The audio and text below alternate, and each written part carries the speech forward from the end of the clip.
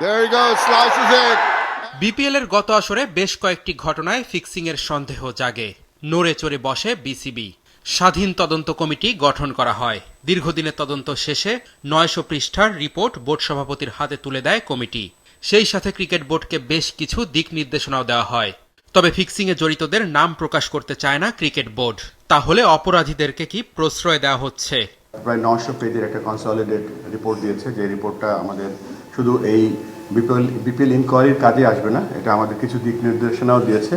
But since this is very big volume, আমরা এটা নিয়ে কাজ করছি। অ্যান্ড ইনফ্যাক্ট এটার যে ইনিশিয়াল ডকুমেন্ট যখন পেয়েছিলাম, আমাদের কার্যক্রম আমরা শুরু করে দিয়েছিলাম based on the initial document. But এখন আমাদের কাছে ফুল কম্প্রিহেন্সিভ ডকুমেন্টটা এসে পড়েছে। এটা নিয়ে আমরা সিরিয়াস এখন কাজ করব, যেন ভবিষ্যতে যে ঘটনাগুলো ঘটে গিয়েছে যেন ভবিষ্যতে না ঘটে। অথরিটি কিন্তু বোর্ডের নেই কারণ নাম প্রকাশ করা, এটা ইভেনচুয়ালি সে যখন খেলতে পারবে না, আপনারাও বুঝবেন, সবাই বুঝবে। আমরা কিন্তু আদালত না, ইউ শুড আন্ডারস্ট্যান্ড দিস। এবং তাদের প্রত্যেকেরই ইন্ডিভিজুয়াল রাইট আছে, হিউম্যান রাইটস আছে, এগুলো আছে। সো একটা পার্টিকুলার খেলা নিয়ে সে যদি কোনো কিছু করে থাকে এবং চার্জ যদি ফ্রেম হয়, সেক্ষেত্রে ওই ইন্ডিভিজুয়ালকে খেলা থেকে দূরে রাখা হবে।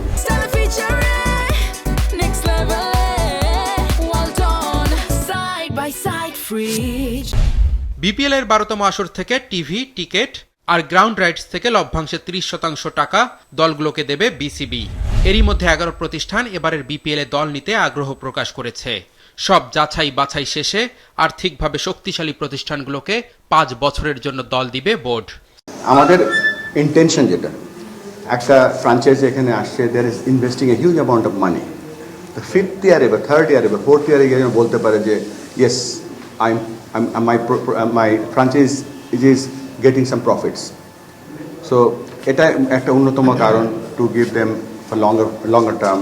আপনারা হয়তো জানেন যে আমাদের 5 ইয়ার্সের জন্য দিচ্ছি আমরা এবার, এবং আমরা কিছু কিছু বেনিফিট তাদেরকে দিচ্ছি। যেমন আমরা 30% গ্রাউন্ড ডিজিটাল মিডিয়া থেকে 15% বোথ, ইভেন 30% রাইট তাদেরকে দিয়ে দিচ্ছি।